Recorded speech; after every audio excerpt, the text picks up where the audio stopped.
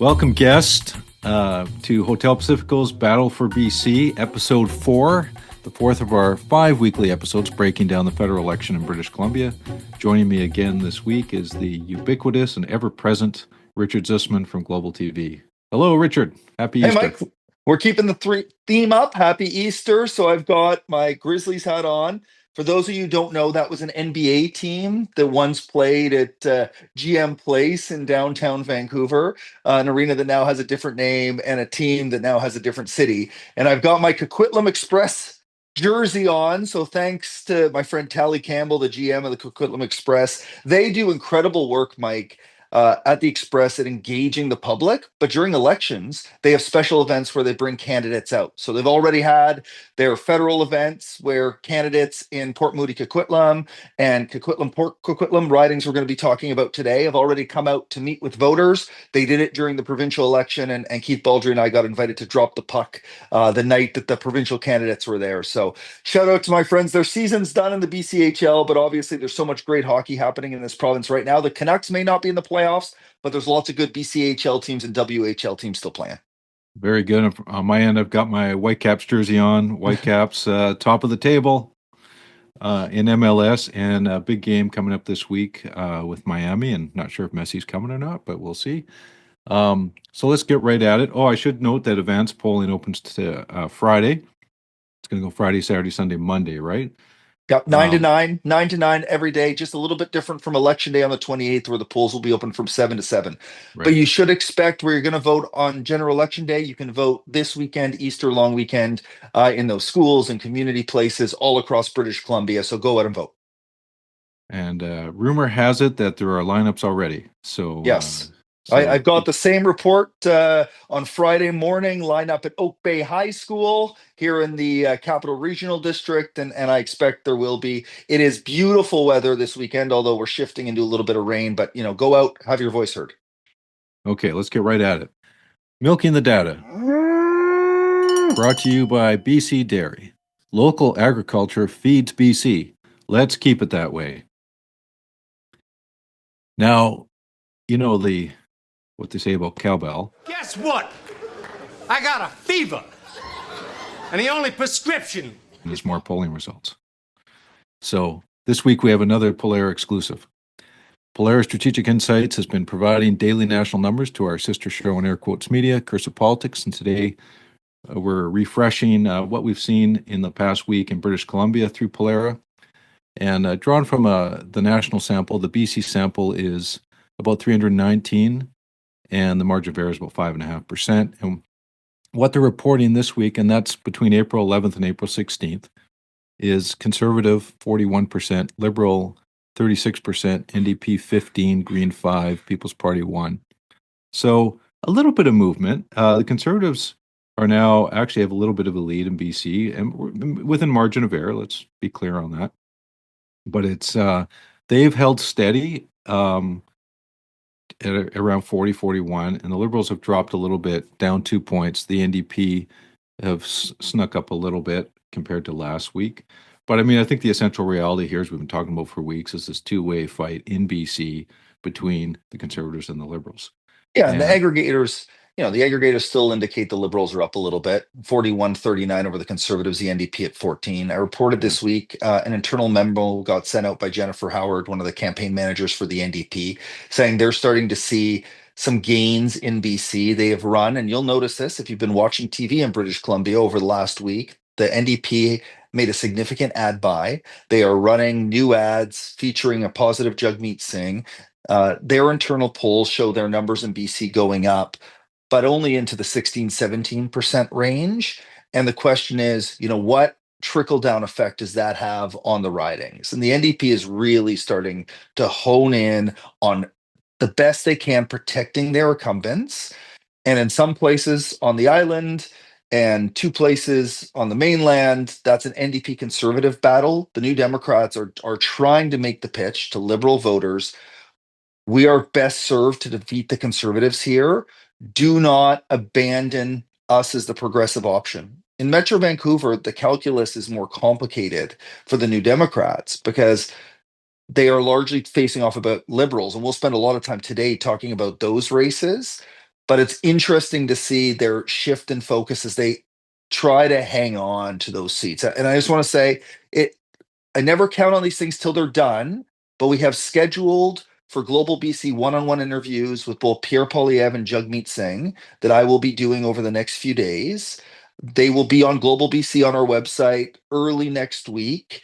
And clearly both those parties are trying to get their message directly to British Columbians because they see the volatility too, Mike. Like I'm amazed with the aggregators. I was looking at this morning. I think if you look at Ontario, 100 plus seats, the aggregators have, I think, 6 or 7 toss-ups in Ontario. In BC, with 43 seats, some of the aggregators have up to 10 or 11 toss-ups. Like, think about the chaos. You know this, you've run campaigns. Yeah. Toss-ups are the things that scare you the most. Well, what makes it really tricky? A quarter of the seats make it so complicated. Well, it's more complicated in BC compared to, say, a provincial election. It's more complicated because of the three-way dynamic in BC. It makes it a lot less predictable. And another thing that the Conservatives are in a position, have been in a position of strength. The surprise is that the Liberals have come up so much at the NDP's expense, but the Conservatives are likely to win more seats in BC this election, and that's important because in the last Parliament, Liberals plus NDP was what it took to govern in Canada. So Liberal plus NDP this time looks like it's going to be less than the previous term. And so as the Conservatives try to get the math to form government, BC is likely going to help them get there. Their problem is that they hit a brick wall when they get to Ontario and Quebec. And they can't replicate that Doug Ford success in Ontario. But here in BC, on Saturday, Pierre Poilievre is in Richmond. That is a place where there are 2 seats up for grabs, and we spent some time talking about this a few weeks ago. And I'm guessing we may spend some time talking about it next week because the Conservatives believe that those are 2 seats they can flip.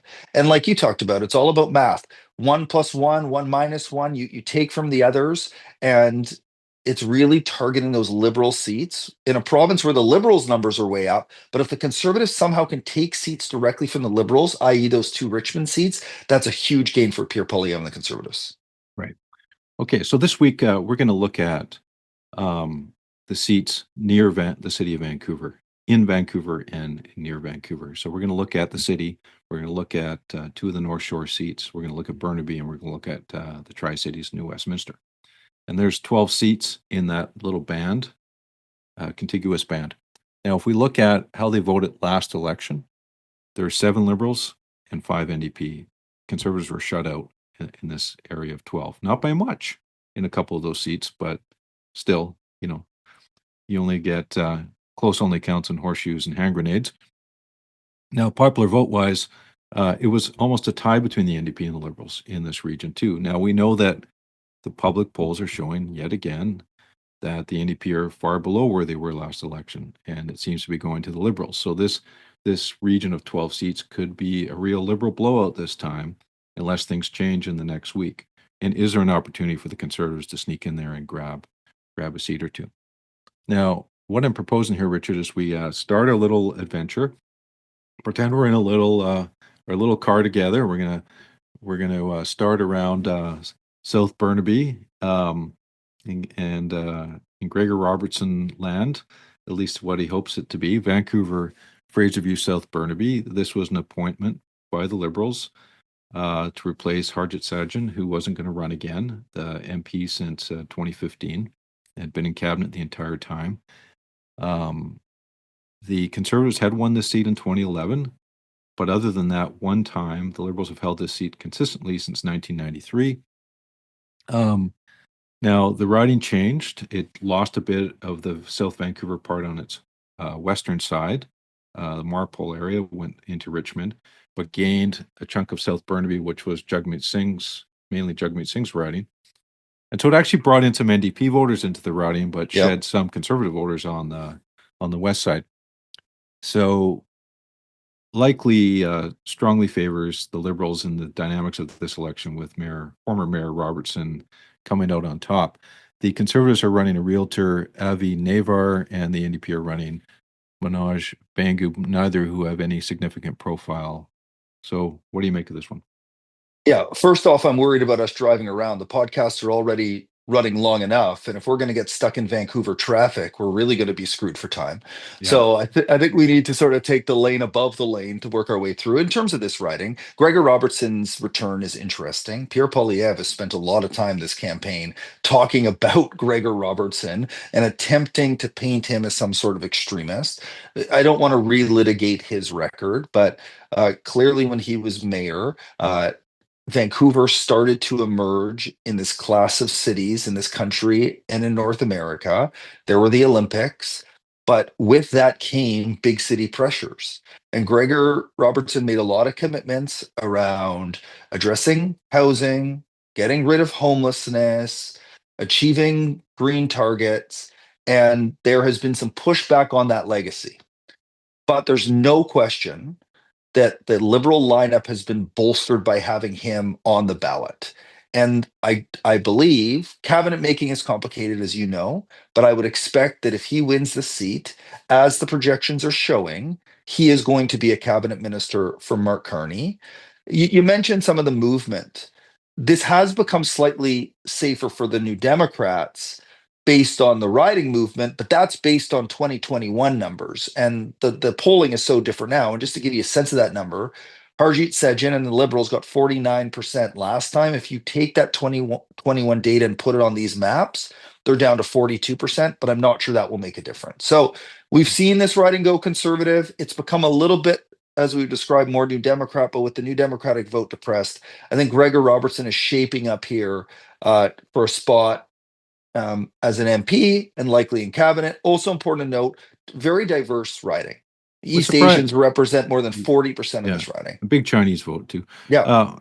What surprises me though is that 6 months ago, a year ago, this riding would have been a conservative target, Yes. and yet they didn't put a candidate in place. They seemed to maybe holding out for a star candidate or something like that, and then they're basically left with nothing at the end of the day. Not nothing, but a very low profile candidate. Clearly not a target seat for them any longer. The last thing I'll note that the local MLA in Fraserview, George Chow, served on council with Gregor Robertson. So I think any idea that the provincial NDP machine was going to help the federal NDP is Right. not there. Now let's get in our car and head along electric car because we're coming from Gregor Robertson's riding. Drive into Vancouver Quadra along Marine Drive, and we've got Liberal Wade Grant, well-known member of the Musqueam Indian Band, who's also ran for council in the past, an independent bid, and has been involved in politics, working at the legislature, working in the premier's office in British Columbia.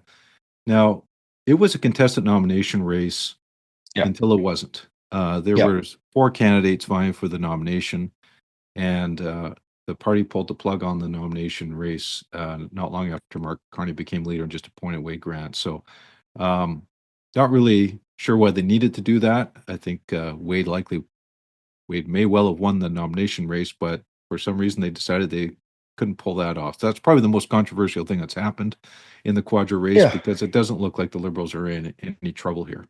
No, and this is one of those ones, as I'm getting ready for election night for our show on Global BC, I'm starting to research, when these last flipped hands. This has been a Liberal seat since John Turner in 1984. Yeah. It's a long time stronghold. And Wade Grant is a really good candidate for the Liberals here. And he's been working at this for a while.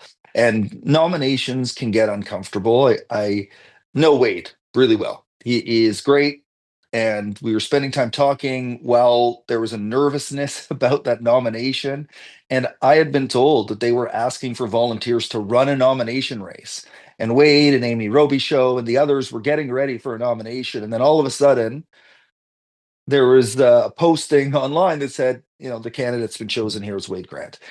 I don't think these things ultimately matter to voters. So now it's about focusing in on the seat itself. And it's hard to believe the Liberals are in much trouble here. You take the 2021 results, put it on the 2025 maps. The Liberals are at 43, the Conservatives are at 29.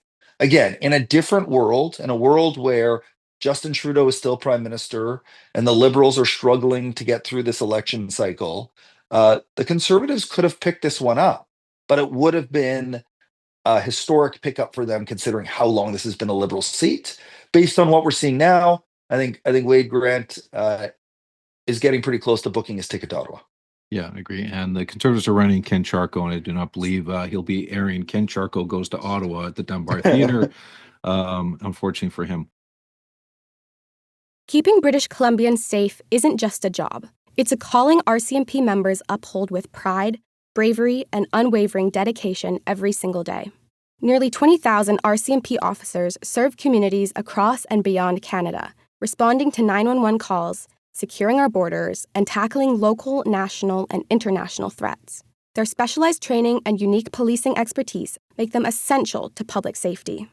But protecting Canadians requires real investment. This federal election, we need a government that commits to strengthening public safety with reliable funding and resources for the RCMP. Because when our leaders support those who protect us, all Canadians grow stronger. Send a letter to party leaders and learn more by visiting whyweserve.ca/election2025.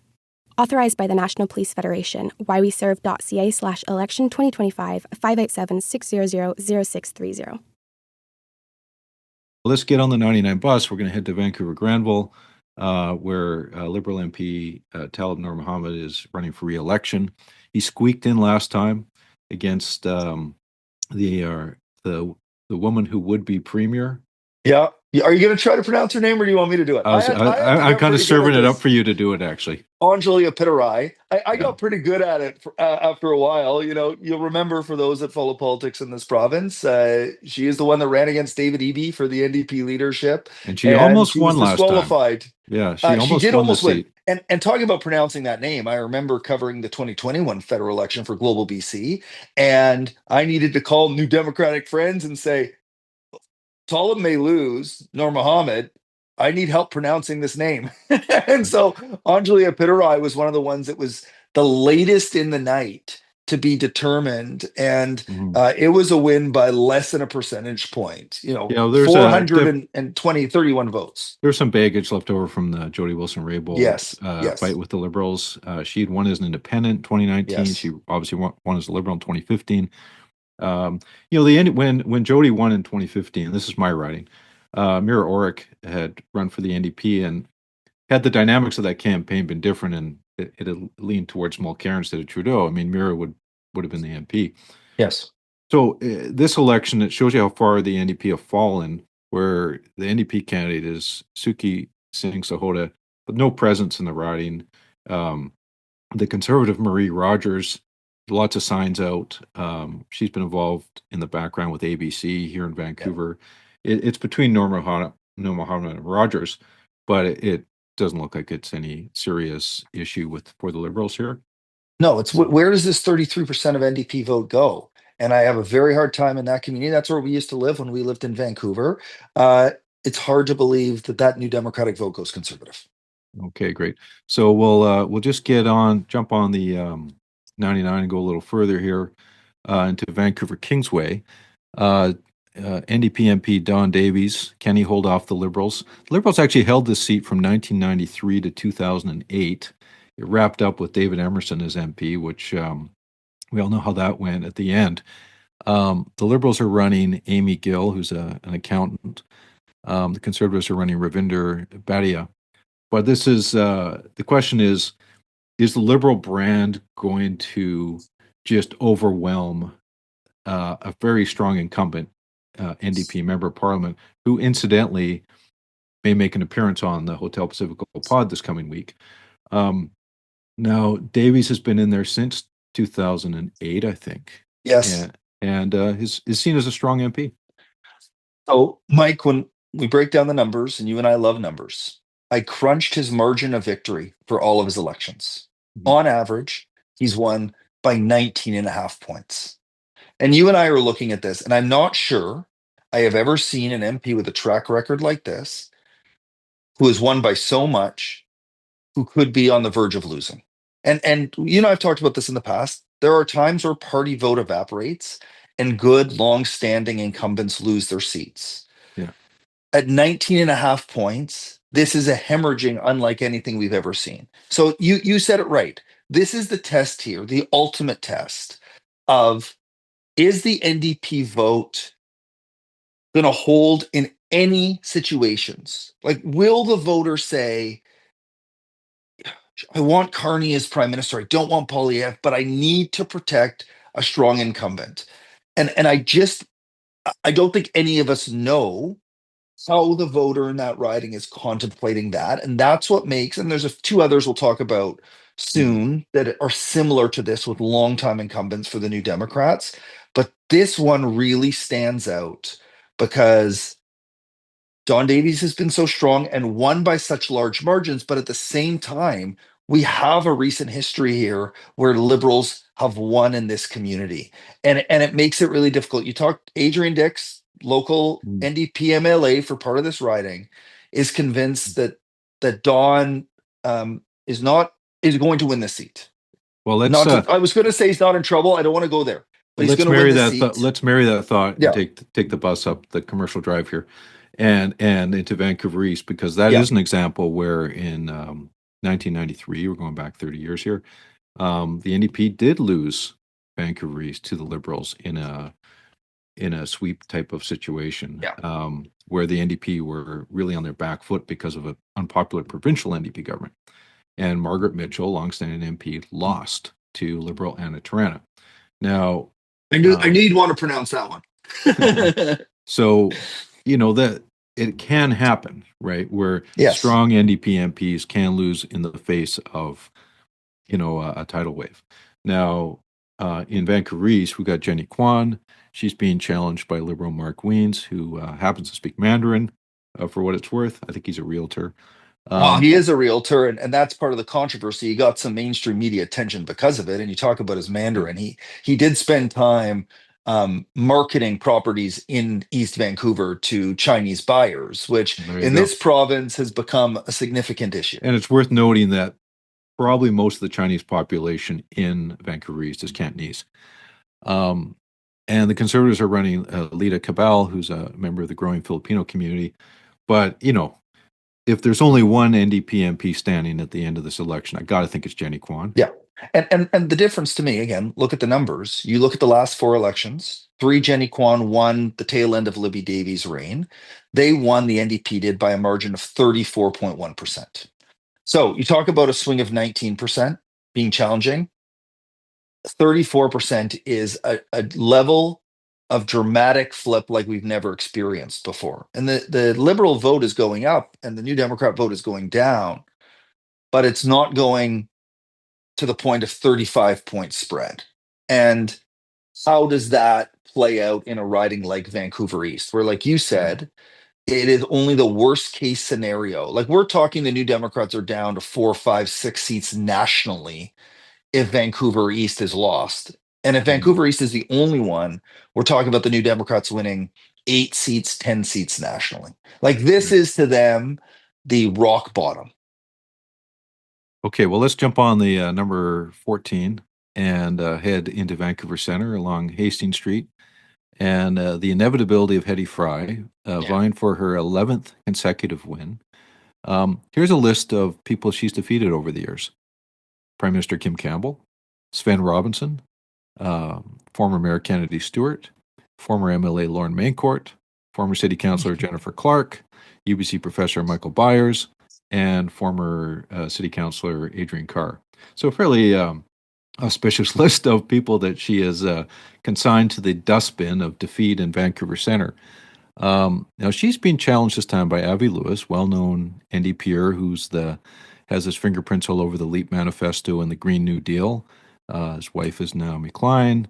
Now, Avi Lewis ran in West Van, Sunshine Coast, Sea to Sky last election. People say, why is he running there? And he did pretty well. Like, he got 26% of the vote. He wasn't that far off from winning. And he doubled the NDP vote in that riding. This guy campaigns hard.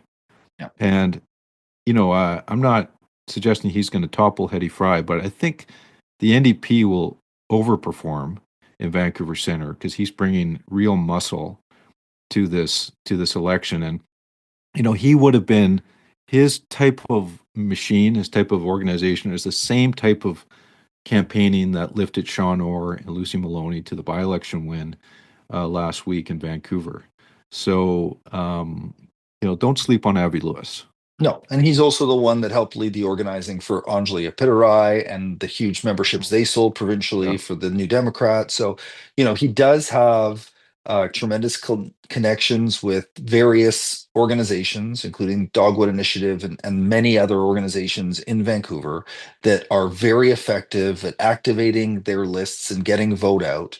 The New Democrats, based on the 2025 maps to the 21 results, would have gotten 30.3%. I'll get my headphones back. Sorry about that. Would have got 30.3%. The Liberals were at 40.7% here. But so in a scenario where you're just looking at apples to apples, Avi Lewis could have boosted that up. But with the New Democrats struggling provincially, it makes it harder. And like you mentioned, Hedy Fry has held this riding for so long that it's hard to believe in this climate this will be the one that finally leads to her electoral defeat. Well, if he does win, it will certainly be a shock doctrine. The Conservatives are running Elaine Allen, who ran there in 2015, but should be flying the flag, and that's about it. Now let's jump on the C bus and head over to the North Shore, North Vancouver, Capilano. Jonathan Wilkinson, Senior Minister for British Columbia. In fact, he's the only minister from British Columbia right now. We've had as many as 5 ministers in Justin Trudeau's cabinet, and we're now down to 1 with Mark Carney. Now, the Conservatives would have circled this riding as a potential pickup when the tide was high. They're running Stephen Curran, who's a lawyer. Lots of signs out, but hard to think that Wilkinson's going to lose his grip on this one. Yeah, and the Conservatives won it in 08 and 11 with Andrew Saxton when Stephen Harper was Prime Minister. But Wilkinson's now won it 3 times in a row. Again, I like to look at taking the results last time onto these maps. The Liberals almost at 45%, the Conservatives at 29. This is one of those places provincially that is in part New Democrat with Bowen Ma, Susie Chant, New Democrat. So that there are, as we describe them, progressive voters there, and it makes it hard to believe in this climate the Conservatives are going to be making inroads in this riding. Right. So let's move over on the upper levels here to Burnaby North Seymour. Terry Beach has represented this riding since 2015. Now, sometimes it's like, can he hold on to the seat? He's got a tough race, either from the Conservatives or the NDP. It's been one of those 3-way races in the past. He faced a bit of a serious challenge from Sven Robinson in 2019, but he fended it off easily enough. This time it doesn't look too challenging for him. The Conservatives are running Mauro Francis, who's been involved in community safety initiatives. The NDP is running actor Michael Sharaw, I think his name is, who had a role in Clint Eastwood's film Unforgiven. So we'll, the voters may not be forgiving to the NDP this time in Burnaby North Seymour.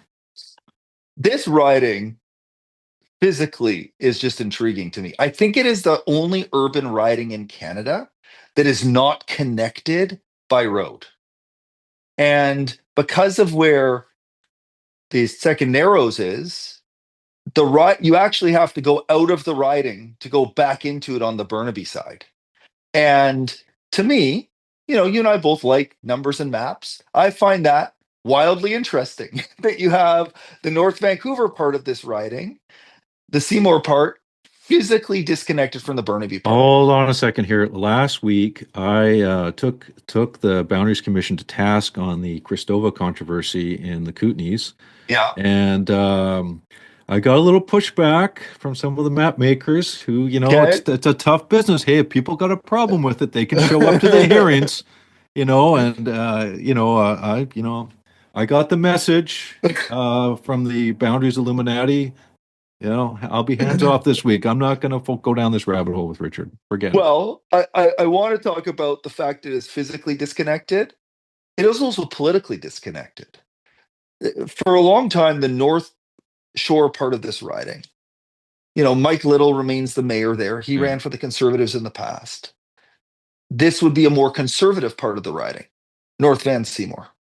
And then when you get into the Burnaby part, that's the area that is represented by the New Democrats provincially. That part is more New Democratic. But there is a long history of North Shore and Burnaby being connected on a federal riding, though. Yeah, and I agree. I agree. And I don't I'm not quibbling with the way they do it. I just think it's interesting with how different the politics is Yeah. between the two parts of the writing. And Yeah. that physical disconnect further But are, personifies that point. well, they are different, but on the other hand, I mean, for a long time, both sides, the Burnaby North side and the North Vancouver side, were BC Liberal ridings for a long time. Yes. They Yeah. voted the same way provincially. Now they vote NDP together. Yep. So, there are definitely a lot more Chinese on the Burnaby side, Right. more single family homeowners on the North Shore side. Anyways, Yeah. we And digress. but because of all of that, likely a Liberal seat as it sort of moves towards the centrist part. And Terry Beach, one of those people who was in cabinet with Justin Trudeau, not put into Mark Carney's short-lived cabinet. I wonder what his fate will be if he returns to Ottawa as an MP, as we expect he will. Yeah, and fun fact on Terry Beach, he's actually from Nanaimo. Sure He is. was elected when he was 18 years old to city council. So this guy's been in Youngest- politics for a long time. Youngest, if not one of the youngest in Canadian history, I think, when he was first elected. Straight out of student council into the city council chamber, probably. I think we're going to save Burnaby Central for last here. So let's instead take the Barnett Highway. We'll jump on the West Coast Express, not that there's a station, and head off to Port Moody. So this is obviously, we've talked about this one before. It has been a three-way fight, the closest three-way fight in previous elections. NDP MP Bonita Zarrillo is in really tough shape here, given where the party's at. The Conservatives are running Paul Lambert, a business consultant. The Liberals are running Zoe Roy, who ran for the NDP in previous elections some years back, but was also Port Moody City Councillor and is current school trustee. The riding lost a chunk of Millardville to adjacent riding, so maybe a little even less helpful to the NDP that happened. But this is probably going to float. I mean, if the Polera results showing that the Conservatives, have a slight edge, 41-36 over the Liberals. I mean, I got to think this is less than 5% difference between the Conservatives and Liberals in this riding right now. Yeah, this is a really interesting one to me. And it does have conservative history here, right? Nellie Shin won it in 2019. Yeah. James Moore was the king of this community for as long as he served. Mm-hmm. But some may forget that Lou Sikora won this in 1998 for the Liberals. So if this is going Liberal, we're going back to 1998 for the last time the party won there. You look at the results from last time around on these maps. The New Democrats are at 35 points, Conservatives at 32, the Liberals at 29.5. So a real three-way race as you described it. You also described the riding did get a little bit worse for the New Democrats, about 2 points worse for the New Democrats. But then it's about that tension point of how much of the NDP vote can be retained by an incumbent. And based on the polls we're seeing, there's a flexibility here. You can put a number on it. Is it a 15% flexibility, 20%, 25%? Like, is Jagmeet Singh going to be able to save any of that over the next week as he campaigns aggressively to hold these ridings? And that's ultimately where it comes down to, because in a three-way race like that, if you just take the map, New Democrat to Liberal vote, the Liberal wins this easily. But I don't think it's as simple as that, because there is some frustration in those ridings to the points that Pierre Poilievre has been making around cost of living, but affordability, even parts about public safety creep into the suburban riding. So it's going to be, and I think I said this the first time we talked about it, this is one of the most interesting ridings in the province because of the dynamics of the three-way race, some of the history that we've seen in the riding, and the priority that the leaders are putting on this riding as well. Okay. Well, that's definitely one to watch, and it may make our show next week. Let's jump on the Evergreen line and head over to Coquitlam, Port Coquitlam. And this was looking to be a very interesting race, with Conservatives arguably bringing in one of their biggest high-profile additions to their slate, Ian Black, the former MLA for the Port Moody Coquitlam area and former provincial cabinet minister, former CEO of the Board of Trade. He's running against Liberal incumbent Ron McKinnon, who's been there for 3 terms. Now, Ron McKinnon's a pretty low-profile guy in the big scheme of things, yet he keeps getting reelected. So, again, 6 months ago, Ian Black was probably at his bags packed for Ottawa, but now it's like it's going to be really hard to beat Ron McKinnon in this kind of election. Now, if the Conservatives are showing more strength in BC, maybe Ian's getting back into the conversation there, but we should also add that helping Ian may be the fact that the NDP are running a candidate who does have some profile in the riding, Laura DuPont, who I believe was a Port Coquitlam city councillor. Yeah. This has been one of those ones, Mike, that I am perplexed by. And I've spent time talking to MLA Mike Farnworth about this, Mayor Brad West about this riding. Obviously it bleeds into Coquitlam as well. And part of that Coquitlam area that has conventionally, provincially gone between the BC Liberals and the NDP. So there's a lot of dynamic here about, you mentioned, I struggle with Ron McKinnon's lack of profile. He's been to Ottawa now for multiple terms. Locally, in terms of British Columbia, doesn't have a huge presence. But my understanding is in the riding, he has built up enough of a presence for it to matter. The New Democrats have done successfully well here provincially, but that seems to be a more centrist, a more pragmatic vote, I guess, to put it. Brad West, is a longtime New Democrat, sure, but has been seen as sort of this centrist populist type of mayor. What is I see, who's Brad West voting for? That's what I want to know. So I'm not sure Brad will It's a tell secret anyone who ballot. he's voting It's a for. secret ballot. But Brad West is almost seemingly a political figure that transcends party lines, which is I think important to reflect here, because there's a voter that seems to be willing to say, okay, well, I'm voting largely for an idea rather than a party. And Ian Black may be the loser in all of this because of it. He came back into politics when he was campaigning aggressively here, and he still is, but the early stages of this, like you described, he was almost certainly to win here.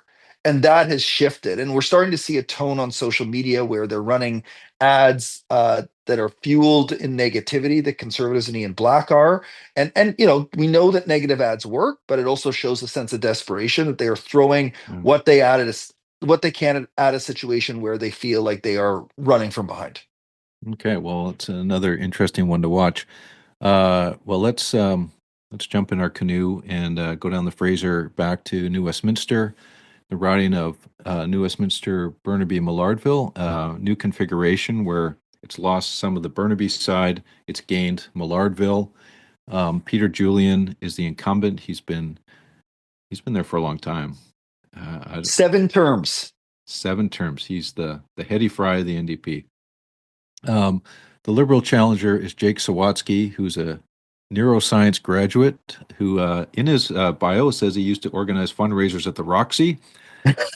So I'm thinking like, well, we know where the election night party is for Jake Sawatsky. Let's go to the Roxy. Conservatives are running Indy Panchi, who was actually running for the nomination in Richmond, or the Steveston riding, and now he got slotted over to New Westminster, Burnaby, Millardville, which is actually where he might live. But this is another example where Peter Julian, because he's Peter Julian, might stave off the Liberal, insurgents here. It's quite plausible, and if everything was equal, that the Liberals could win the seat, given where we're at with public opinion. But Julian may block that from happening. So I owe Indy Panchi an apology, as on CKNW talking about this riding, and I used the old nominee, which was Lawrence Singh. So he's running as an independent. He was the Conservative. He got removed by the Conservatives, and Indy Panchi got put in. So my apologies to Indy. But let's focus in on the Liberals and the New Democrats here. 7-term incumbent, Peter Julian. I looked at the last 5 elections. Peter Julian won this seat by an average of 18 points in the last 5 elections. You're going to like this one, Mike. The last time the Liberals won a riding that included New Westminster, and the ridings have moved around so much, so it's hard, but the city of New Westminster. Do you want to guess when it was? Oh boy. I'm going to say like the 40s or something. A little bit more recent than that. Doug Hogarth won the 1968 election for the Liberals, and it included New Westminster. They won everywhere in 68, pretty much. Right. So you're going back nearly 60 years to the last time the Liberals won a New West riding. So is the Carney appeal so strong to reverse course. And we've seen Reform Alliance conservatives here. Paul Forsyth held his riding from 93 all the way to 2004. So there is a potential movement here. It's not like the New West riding has gone NDP for the last 60 years. There was that period of time with the Reform Alliance conservatives. But it is so hard to judge, just like Don Davies, a riding that has universally gone to one party for so long, and they do the same provincially. Could they finally make the decision? And is this election, is Donald Trump really the reason for why a new Democratic voter will go Liberal for the first time in their lives to hand a young, inexperienced candidate a job in Ottawa? It's one of those things that boggles the mind for people like you and I, who in essence look at two things overall: current numbers and historical trends. And then candidates is a third piece. And when you look at those two things, they contradict each other so hard. Current polling numbers and historic trends, and it makes these ridings very hard to comprehend. Well, as we record this, the English debate was last night. And I don't know if there will be any fallout from the debate. But my gut is that I'm not sure Jagmeet Singh did the party any favors last night.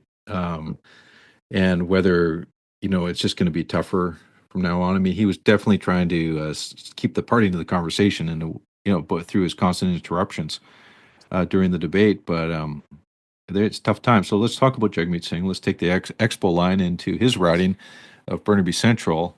Is this the end of the road for him?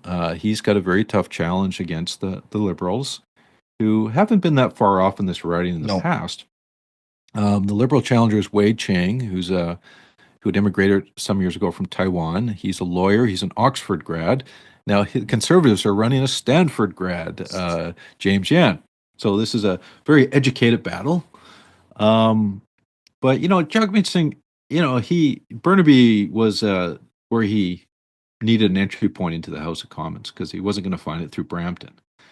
And he doesn't have much of a presence in BC as he's not a British Columbian. He's here as a visitor, taking a seat. Fair enough. That's what leaders need to do sometimes. But it's not like there's a personal connection that I can see. I'm going to push back a little bit on this. Okay. He's now had 2 children. Yeah. Those kids have been raised in Burnaby. How long does it take to get your BC credentials? I guess is a question, but he lives here now. He has spent time here now. So I believe he has tried to put roots in his community. Mm-hmm. But you do make an important point that the roots don't go very deep. He's only moved to British Columbia since he won that by-election. And it was in essence a forced marriage. When Kennedy Stewart resigned, it was an entry point for him into the House. Mm-hmm. But I think the bigger issue here is the numbers are not playing out for his favor. He is not on the doorsteps. He is not doing local debates. He is not engaging. And yes, he has a campaign team who are calling and door knocking, but he is not present because he's traveling the country. The riding got worse for them too. He won by 10 points 4 years ago. If you look at the maps now on those results, he wins by 8.5.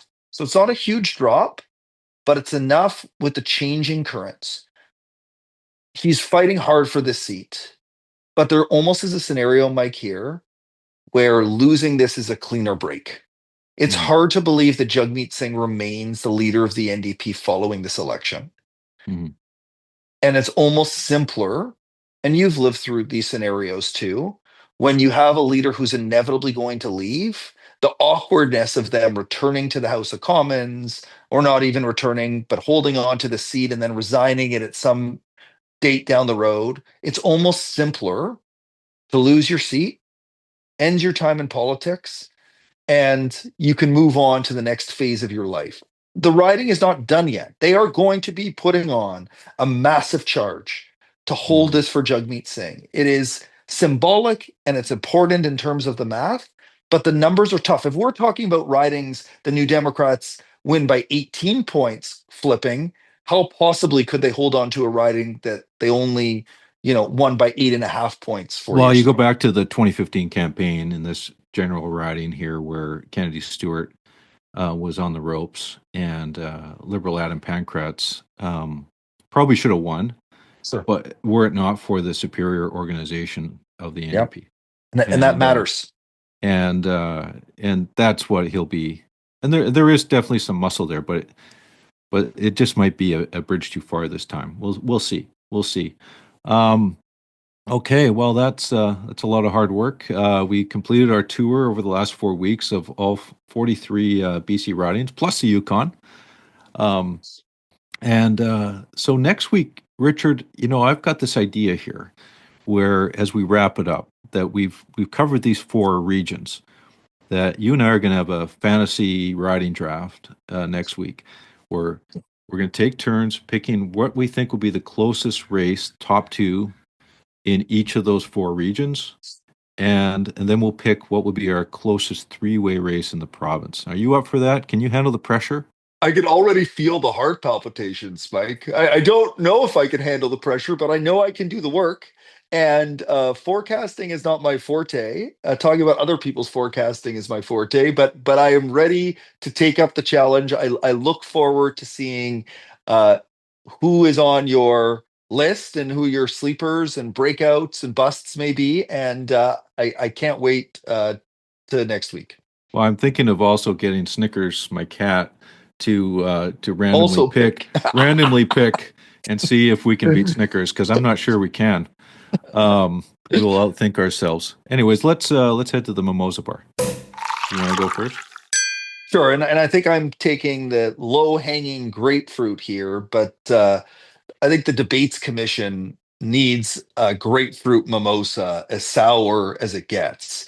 What a debacle we saw this week managing the debates. And I think if you watch them on TV, it was largely ho-hum. But behind the scenes, what happened with the Greens is a travesty. I'm not going to go as far as to say a travesty for democracy, but it doesn't help our democracy. The commission should have applied the rules more clearly. Based on my interpretation of the rules, the Greens should not have been eligible for the debate, and they should have been told that on the 28-day deadline of having their candidates. And give them some time, sure, to ensure that the candidates are getting nominated. But if you only nominate candidates in 68% of the ridings, you don't meet the threshold of 90%, no matter what the reason is for not getting there. So that was a mistake. And then I don't love commenting on the way the media is treated in these campaigns. But the emergence of these right-wing independent media organizations, as they describe themselves, and their takeover of the media room and the question and answer period for the French debate was a deplorable sign of leadership from the Debates Commission, and led to the cancellation of scrums in the English side of things. And that deprives all organizations from opportunities to question the leaders. And I believe we need to find a space for independent media to have opportunities to ask leaders questions.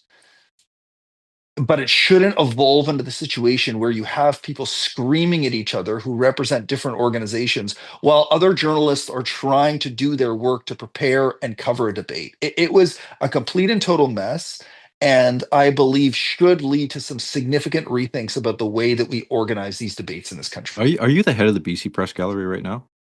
I've resigned. My friend Oh. Keith Baldry is now in charge, but That young whippersnapper. that young, finally he's getting the opportunities he deserves, Okay. Mike.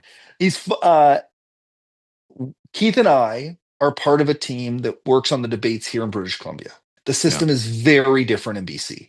It is led by the Broadcast Consortium, who work together to ensure access to the parties, access to journalists, and a fair debate that the public can get information from to make their decisions.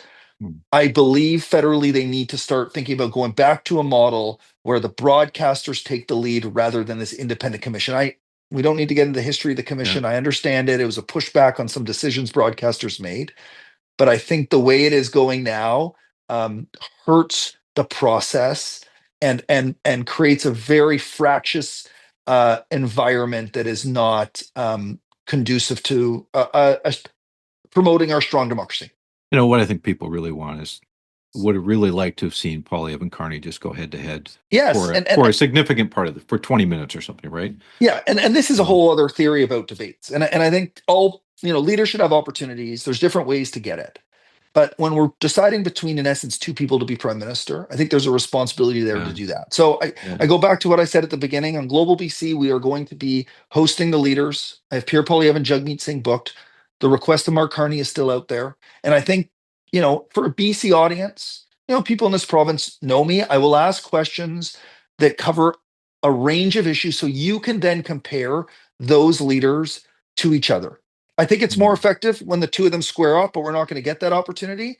But I hope that at least gives some information to voters. If they're still the ones deciding, you can see them in a situation where I will be asking similar questions so that you can gauge for yourself how those leaders stand out to you. Okay. So I've got some grapefruit in my mimosa as well. I'm going to direct it towards the BC provincial Conservatives, who are being quite outspoken in their endorsement of Pierre Poilievre. And I don't begrudge how they vote or who they support. On federal, obviously, Conservatives supporting Conservative makes intuitive sense. But they are driving moderate federal Liberal voters into the arms of the provincial NDP. And they actually need a slice of them if they're going to form government next time. Gordon Campbell and Christy Clark's edicts as leaders of the BC Liberals over the years was do not get involved in federal politics. Nothing good comes of it if you're trying to create a coalition provincially. And I think the BC Conservatives are drawing a fence around Conservative voters, and no one else is being welcomed through the gate into that coalition. So I think they've got some thinking to do after this election about what kind of signals they're sending, because it doesn't look like this federal election is going to show that Conservatives can run the table in a provincial election. They can get close, but can they go all the way? I'm not so sure about that. All right, we'll see you next week, everyone, for the great fantasy riding draft that Richard and I will partake in. Thank you for joining us today for episode 4 of Hotel Pacifico's Battle for BC. And thanks to our sponsors, the National Police Federation and BC Dairy. See you next time. BC, you can never leave.